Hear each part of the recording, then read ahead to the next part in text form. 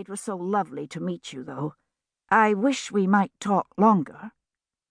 She said this with the greatest sincerity and touched his arm lightly, giving him a pleasant sensation in the pit of the stomach. The idlers were now placing wagers on the reappearance of the drowned pirate, though by the looks of things none of them had 2 groats to rub together. 2 to 1, he's still there when the tide goes out. 5 to 1, the body's still there, but the head's gone. I don't care what you say about the gristly bits, Lem. That there head was just a-hanging by a thread when this last tide come in.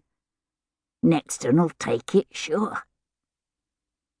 Hoping to drown this conversation out, William embarked on an elaborate farewell, going so far as to kiss Mrs. Mackenzie's hand with his best court manner, and, seized by inspiration, kissed the baby girl's hand too, making them all laugh.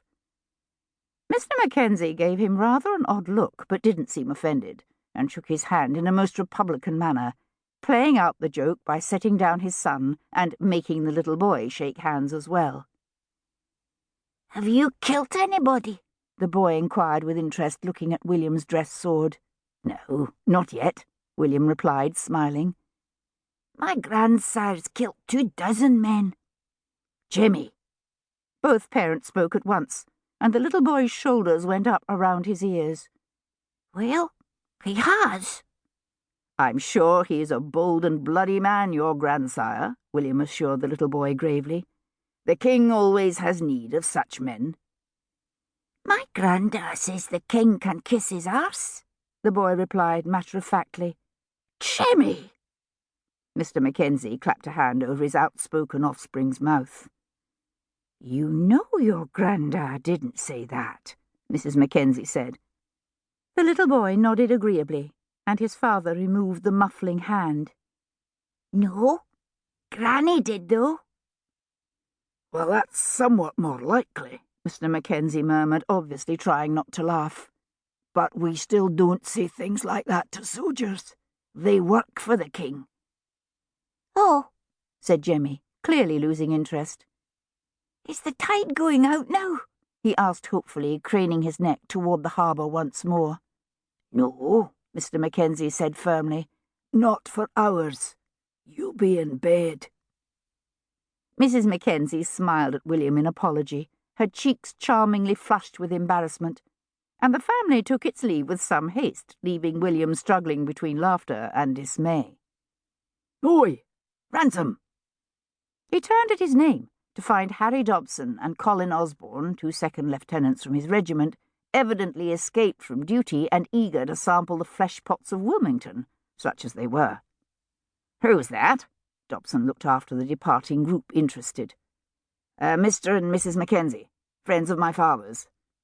"Oh, married, is she?" Dobson sucked in his cheeks, still watching the woman.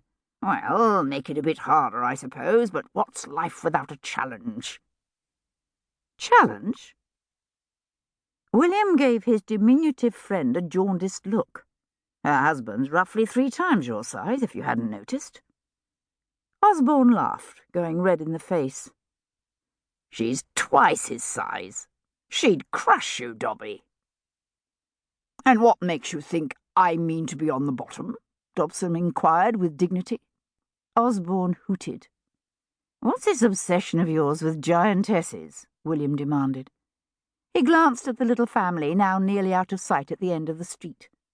"That woman's nearly as tall as I am." "Oh, rub it in, why don't you?"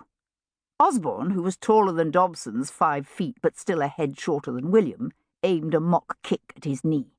William dodged it and cuffed Osborne, who ducked and shoved him into Dobson. "Gentlemen." The menacing Cockney tones of Sergeant Cutter brought them up sharp. They might outrank the sergeant, but not one of them would have the nerve to point this out. The entire battalion went in fear of Sergeant Cutter, who was older than God and approximately Dobson's height, but who contained within his diminutive physique the sheer fury of a full-sized volcano on the boil. "Sergeant?" Lieutenant William Ransom, Earl of Ellesmere and senior of the group, drew himself up straight, chin pressed back into his stock. Osborne and Dobson hastily followed his lead, quaking in their boots.